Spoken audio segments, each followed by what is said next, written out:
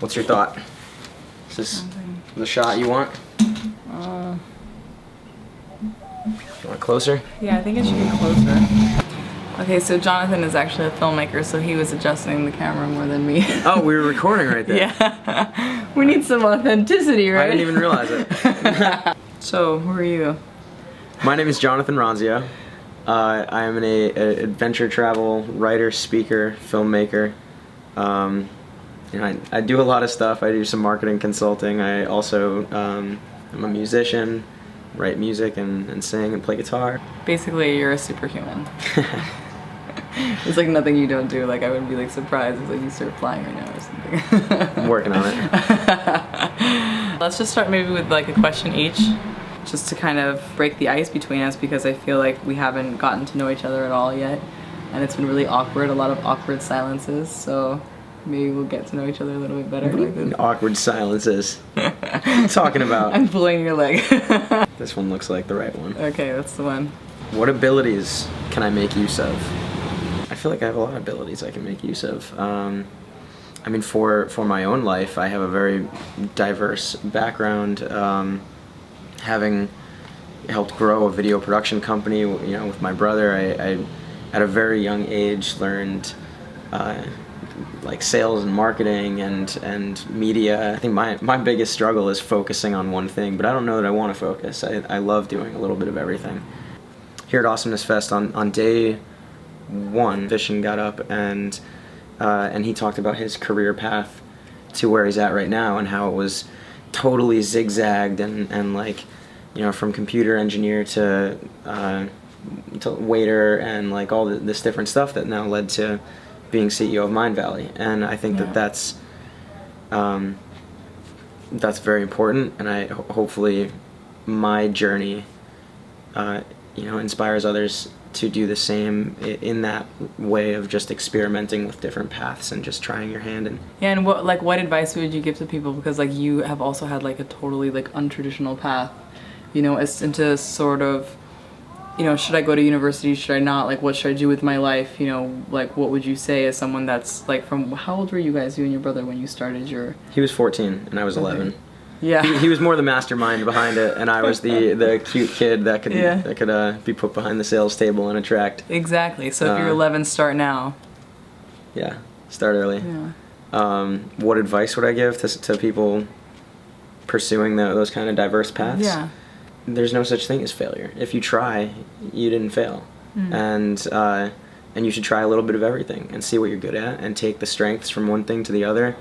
Like there's no shame in being a busboy, even if you have a graduate degree, because you learn structure and how to serve people and react to different customers. Like there's so much value to be learned in a restaurant. Yeah. Last night actually, I just happened to be strolling by the pool. There was a girl who I hadn't met yet, and Pamela, and I think you would recognize her if you saw her. Okay. And she and another guy I don't know, and then the girl were in the water, and they were all swimming, and Pamela was kind of teaching this guy how to swim, and the other girl was saying she didn't really know as well. And so I jumped in, and I've never given a swim lesson in my life, but I can swim.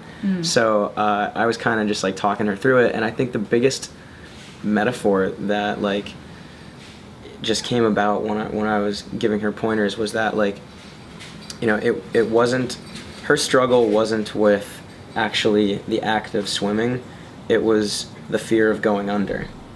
And so when you identify that and start from the bottom up, like rather than trying to teach her freestyle or the breaststroke or anything like that, like we just started working on like, how long can you hold your breath underwater? Are you comfortable with letting all your air out and sinking to the bottom and just remaining tranquil there until you absolutely need to take a breath?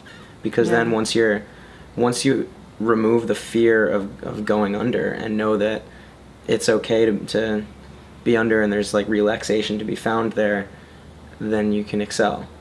And so I just came about in this little impromptu swim lesson, but I think that's like a really cool metaphor for business and just life and what you're trying to pursue it at any age, at any angle, at any degree. You got some powerful metaphors like in your little bag of tricks there. I like that.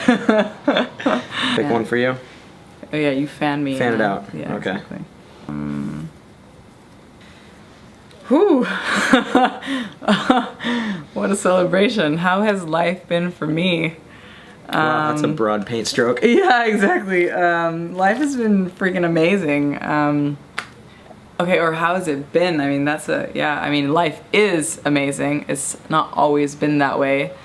A lot of what I do in my blogs and in my videos is talk about vulnerability and pain and, you know, coming from a big place of insecurities. Like, I mean, if people like see me, like, I'm usually like one of the happiest people in the room, but like, you know, they wouldn't think that I had like 2 years in high school that I was completely depressed, you know, where I hated, well, like, I just started, nobody liked me, so I stopped liking me too, because I thought they were right, you know, so I just like bought into that. And I battled with a lot of insecurities and a lot of like pain in my life because I've always had to move around from, you know, one place to the other. I've been to 15 different schools, like having, you know, to always reintroduce yourself and trying to get into already established groups, you know? So I was always like the weird kid. And yeah, but that has completely imprinted on me and who I am now, because I think that if you overcome struggle and if you take those as lessons, and I mean, that's a really powerful lesson to learn, not to take things personally, not to think that people are doing things because of you. They're only doing things because of themselves. You might just happen to be there, but you don't have to make that about you. Mm-hmm. And I think that's probably one of, you know, our sort of main topics that we were always talking about here at AFES as well. Is completely owning your own path and your own emotions, and everything that you do, you know, is just because of you. And now, once I had that realization, and once I just started loving myself and living for myself and not for anybody else, and not seeking for anyone's approval, you know, not mommy and daddy's approval and things like that, my life has been absolutely awesome. Super, super great. And I feel just incredibly grateful and humble that I am still here. And the way I tend to live my life is, once I've had this realization of complete happiness, is that I'm done. You know, I've experienced this. I can die at any moment and I'll be happy that I'm here. So going forward, I just want to give. You know, I want to give to other people, and this is why I talk about, you know, all this really intense stuff that I do on YouTube, you know. Yeah. That's great. Yeah, so there we go. Those you. are our two little questions. And in our prior conversations, you didn't kind of touch on your past with the depression or anything, so that is surprising, because you are very outgoing. Just like, you pull people out of their passiveness. Yeah.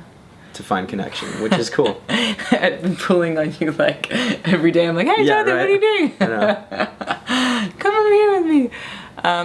Yeah, no, absolutely. And I mean, my parents were never together. Like, I've never had that. I never had family, and I moved out when I was 16, and I had nothing. Like, I lived off 300 euros a month from the government. Like, I didn't get any support by my parents, and through that I also experienced a lot of generosity from strangers. I think that's why I have this huge pull to give back. And then once like a random teacher just came up to me and they're like, this is not for me, someone asked me to give you this. Like, there was like 50 euros in there with like a little note, like just saying like, I heard that you're struggling, and like I was just bawling, just like, this like stranger, like some teacher like this cares about me. Everything I created was from nothing, like from my own power, and that's in itself is very empowering, because I know that I can do it. So yeah. Good for you. That's beautiful. Thank you. Thank you. Yeah, so that's how you go really deep within 10 minutes. Yeah, seriously. Yeah. Just a little therapy session on the porch here. Exactly. I'm just so glad I could share that with you. That was good, though. Thank you for asking me to do this. Yeah, thank you for doing it with me. Of course. Thank you for being an amazing human. Oh, knocked the hat off. That always happens. Sometimes these conversations just strip away layers. Yeah, they do, and I'm just sitting here naked now.